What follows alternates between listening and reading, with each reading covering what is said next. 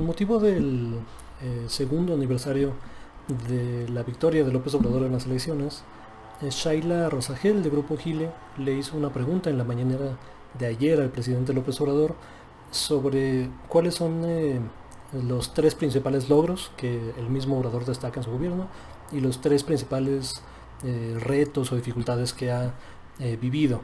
Vamos a ver qué responde y lo comentamos. Ahí, güey. Ahí está. Este es un programa profesional. Bueno, las tres cosas que más me satisfacen es, primero, la atención a los pobres. Eso me fortalece mucho en lo interno, en lo espiritual. Segundo, el combate a la corrupción. Eso también es importantísimo, porque estoy convencido de que se trata de la peste, hablando en términos de epidemias, la peste más funesta que ha afectado a México. Entonces me siento muy orgulloso de estar encabezando una lucha frontal contra la corrupción. El que tengamos como objetivo desterrar la corrupción de México.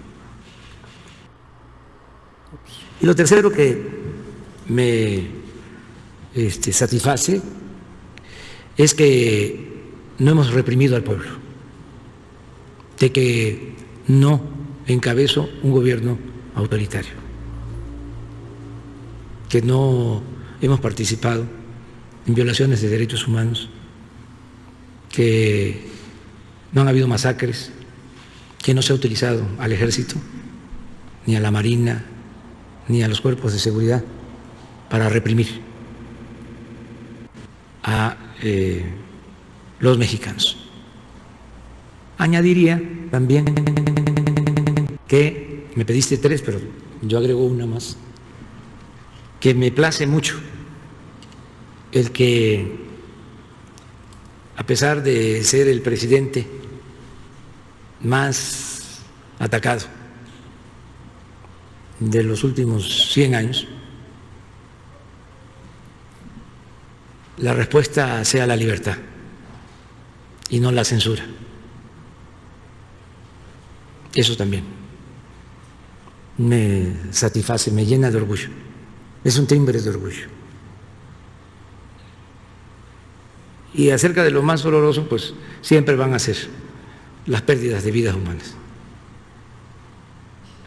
Me dolió mucho lo de la explosión en Hidalgo, cuando perdieron la vida personas que estaban recogiendo combustible. Me dolió muchísimo. Y todo lo que tiene que ver con la pérdida de las vidas humanas. Bueno, eso es lo que comenta el presidente. La verdad me parece una respuesta muy política, muy sensata dentro de lo que cabe de un mandatario. Hace poco le preguntaron lo mismo a Donald Trump, por ejemplo, y dijo algo así como, primero no reconoce que está en una crisis económica, ¿no? Y después dice, sí, los recortes de impuestos para las grandes corporaciones, la economía que estaba, y los empleos antes de la pandemia, como si no contara lo que está en esta pandemia. O sea, en fin, una respuesta totalmente desapegada o desconectada de la realidad.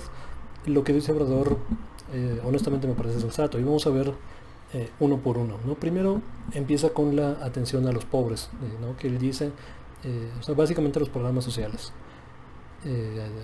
Y particularmente a las personas de bajos recursos.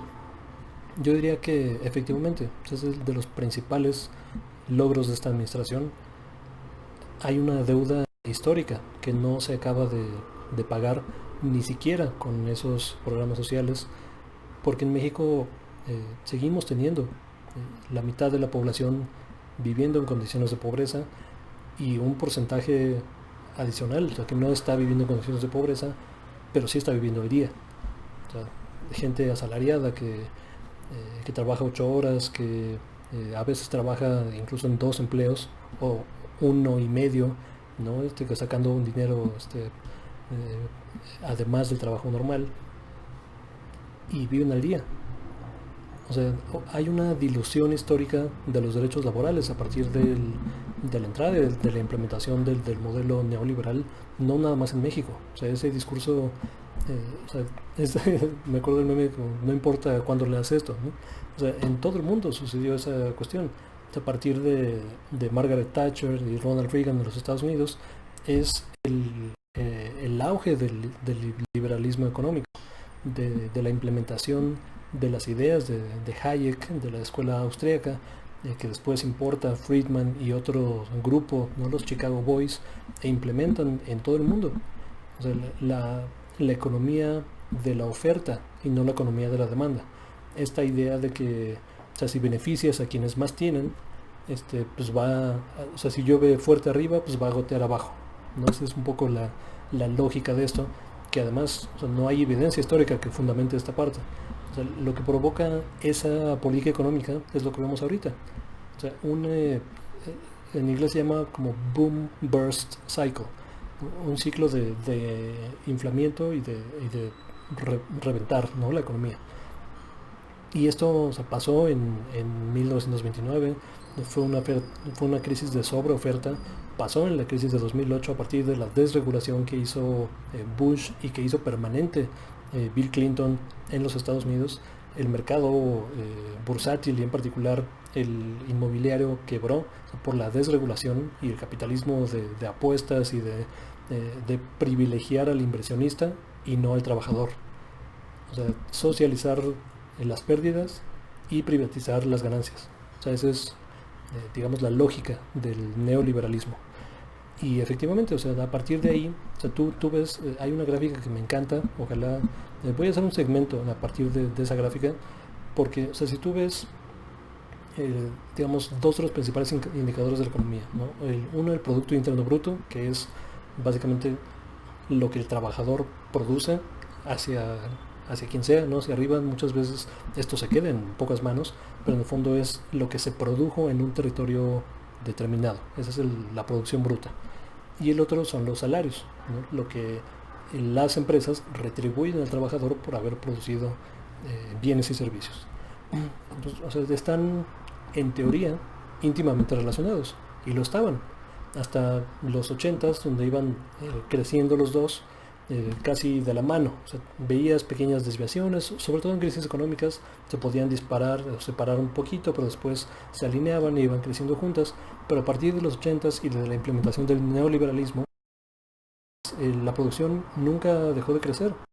Hoy en día, obviamente es una crisis económica, pero en condiciones normales somos la generación productiva del mundo. O sea, nunca se produjo tanto como hoy en día, pero los salarios se quedaron planitos, o sea, planitos. Hubo un estancamiento en los salarios de las personas y en el fondo en las condiciones de vida de las personas.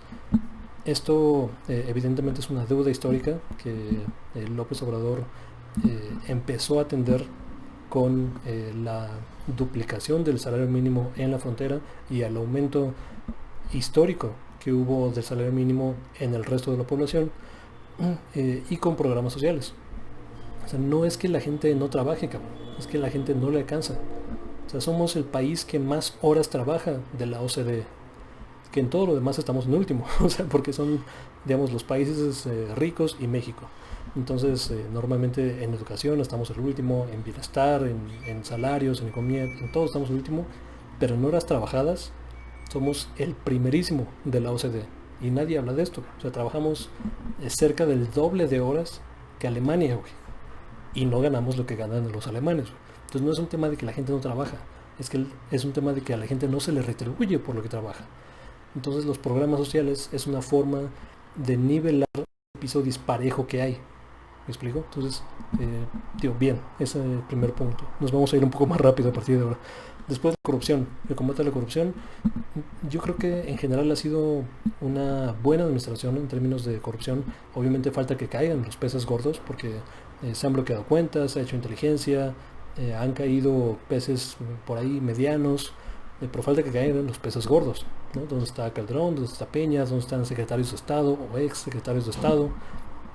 Eso falta, ¿no, tío? Ya viene Lozoya, el ex director de Pemex del gobierno de Peña Nieto ya va a llegar a México para entregarse a las autoridades y cooperar.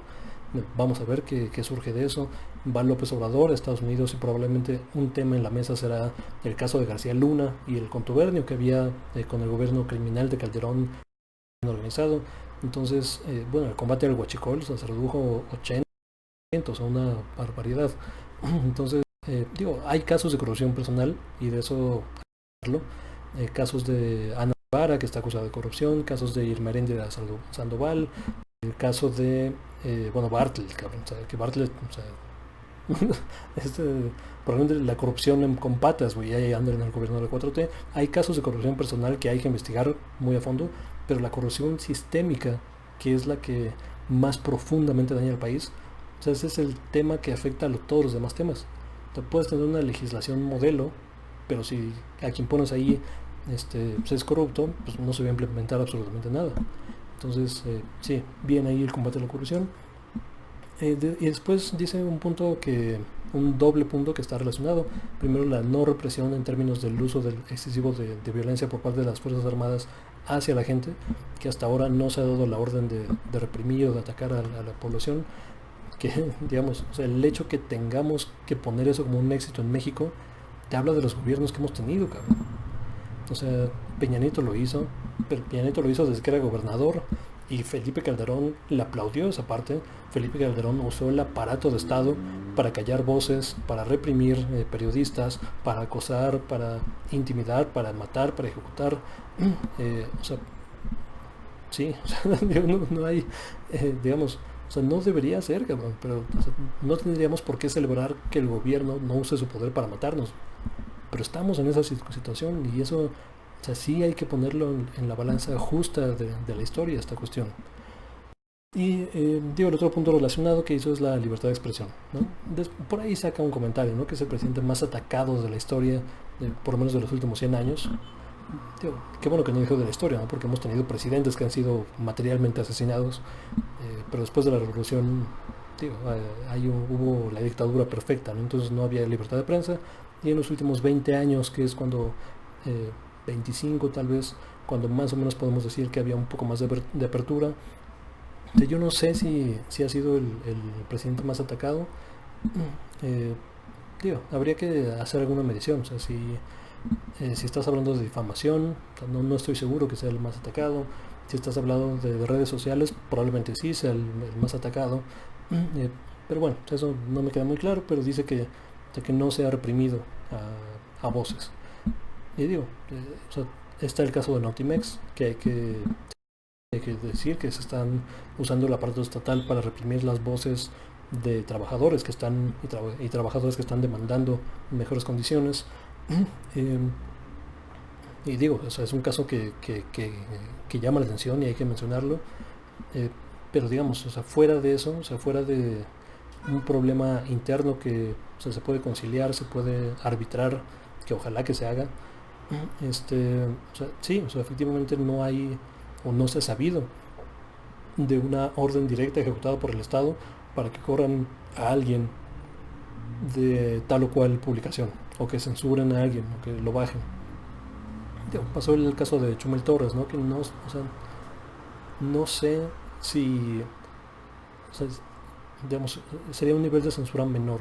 ¿Y a qué me refiero con esto? No me refiero a que esté bien, me estoy refiriendo a casos como los de Lidia Cacho en su momento, Anabel Hernández, o sea, gente cuya vida ha estado en riesgo por el aparato estatal que los ha amenazado de muerte y los ha intimidado a ellos y a su familia.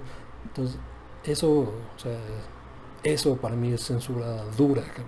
O sea, lo otro, o sea, es censura, pues, de chocolate si quieres, güey. O sea, está mal, pues, y aquí se ha mal que se le haya bajado tanto del programa de CONAPRED como de su programa de HBO, pero o sea, compararlo con los casos históricos que tenemos de censura en México, o sea, se me hace honestamente irresponsable. Y después lo que le falta, ¿no? Lo que le duele, lo complicado, la pérdida de vidas. No habla del caso de Tlahuelilpan en Hidalgo, en los primeros meses de su gobierno. Habla del caso de la pandemia y digo, ya no se ve, pero al final Shaila le presiona un poquito más y dice que pues que sí, ¿no? Que las protestas violentas, o sea, que no le interesa mucho la cuestión de los carritos, ¿no? Y que salen y le pitan tal, pero que la protesta violenta, que esa sí o sea, le incomoda, pues que no le gusta, pues. Digo, o sea, yo añadiría, honestamente, el caso de seguridad, o sea, en general, güey. O sea, y no necesariamente, o sea, no, claro, o sea, la pérdida de vidas es lo que es el máximo impacto que puede tener la violencia en el país, pero no es el único. O sea, el desplazamiento, las violaciones, las faltas a derechos humanos, los vacíos de poder que existen en el Estado. Hoy estamos viendo una escalada de violencia en el país que no habíamos visto probablemente en 10 años. O sea, de 2008, 2010, 2012 fue cuando o sea, el gobierno de Calderón se le salió completamente de las manos y bueno, o sea, no, se le salió de las manos. Eso fue una cosa diseñada, ahora lo sabemos, las cargas de violencia en el país, y hoy parece que sí se está saliendo de las manos. O sea, hay trabajo de inteligencia contra diferentes cárteles, diferentes individuos, pero la estrategia es la misma. O sea, la estrategia sigue siendo combate frontal, una guerra contra las drogas, lo cual es absolutamente ilógico, es inganable. O sea, mientras haya una sustancia en el mercado negro que la gente demande, va a haber quien la ofrezca. O sea, eso es una ley de la vida. O sea, no hay un momento histórico donde la gente haya demandado algo, un bien de consumo, y no lo haya podido obtener de alguna u otra forma. Y cuando no está regulado, pues quien lo ofrece es el mercado negro. ¿Quién es el mercado negro ahora? Pues los cárteles, güey. O sea, eso siempre va a existir, güey. O sea, mientras no se cambie la estrategia de seguridad a un modelo de prevención y de atención, es decir, transitar de un modelo de seguridad pública a un modelo de salud pública, esta cosa va a seguir, güey. O sea, esa transición tiene que darse, pero ayer, cabrón. Y no se ha hecho. Y parece que no se pretende hacer la transición, güey. Y eso, o sea, para mí es la principal falla del López Obrador y se tiene que decir todos los días. Y, o sea, la violencia no ha bajado porque no has cambiado el modelo, cabrón. O sea, lo que hiciste fue organizarlos con los diferentes cuerpos policíacos, que estaban unos medio flacos y otros medio fuertes, y la PFP y la AFI y la no sé qué. O sea, juntaste todo, lo hiciste en un paraguas grandote, que es la Guardia Nacional, abriste cuarteles, le metiste más lana, le metiste más... O sea, pero la estrategia como tal es exactamente la misma que Calderón impuso, güey. Y eso no puede ser. O sea, no, pues no que abrazos, no balazos, no que amnistía. O sea, él dijo la palabra amnistía en uno de los debates, si no me recuerdo. Y esto, o sea, históricamente es algo fundamental para hacer cualquier proyecto de paz. Y esto ha pasado en Colombia, ha pasado, digo, en general en Latinoamérica, que estaban igual o peor que nosotros, y gracias a que pusieron eso como mesa de negociación, se pudo de-escalar la violencia. O sea, yo iría un paso más allá todavía, y aquí lo he hablado y lo seguiré diciendo. O sea, legalizar, grabar y regular las sustancias es lo que tenemos que hacer para terminar con el mercado negro. ¿Qué pasa cuando terminas con el mercado negro y lo pasas a un mercado regulado? Pues los conflictos se solucionan entre entidades morales y se solucionan en la corte, vestido de traje y corbata, con un abogado al frente y presentando documentos y argumentos y evidencia. ¿Qué pasa cuando no está regulado? Pues ¿quién gana los argumentos? Del que tiene más fuerza. O sea, ¿quién va a tener más fuerza? Pues los cárteles que con armas, pues con violencia en las calles, ¿no? O sea, es lo que estamos viendo, güey. Que además, digo, hay que decirlo, no se puede desatar estos fenómenos de violencia de los gobiernos estatales y de otras actividades económicas, como la minería que está sucediendo, como el huachicol que está sucediendo en Guanajuato en particular, probablemente con complicidad de los gobiernos estatales, panistas por cierto desde hace 20 años o más. Pero bueno, o sea, mientras no cambies la estrategia y no regularizas el mercado negro es la ley de la selva, o sea, gana el más fuerte. O sea, se tiene que legalizar, grabar y regular las drogas. Pero bueno, esto es lo que dijo el presidente López Obrador acerca de sus retos o complicaciones durante el gobierno. ¿Qué opinan? Ha sido un gran gobierno, el mejor de la historia, ha sido el peor de la historia, ha sido algo intermedio. Compártanos. Para mí, digo, hasta ahora si tuviera que ponerle una calificación, o sea, yo le pondría un 6.5, o sea, porque se han hecho cosas importantes. Yo destacaría también el tema de los derechos laborales que se están recuperando. Eso, o sea, puede transformar las dinámicas con las que se establecen las relaciones obrero-patronal, la relación vertical, que eso es importantísimo. Digo, los programas sociales es algo fantástico que se tiene que seguir haciendo, pero digo, opinen, ¿qué les parece esto? ¿Qué les parece el gobierno de la 4T? ¿Están contentos? ¿Votaron otra vez por López Obrador? ¿Ya no? Suscríbanse, síganme en redes sociales y toda la cuestión, y nos vemos hasta la próxima.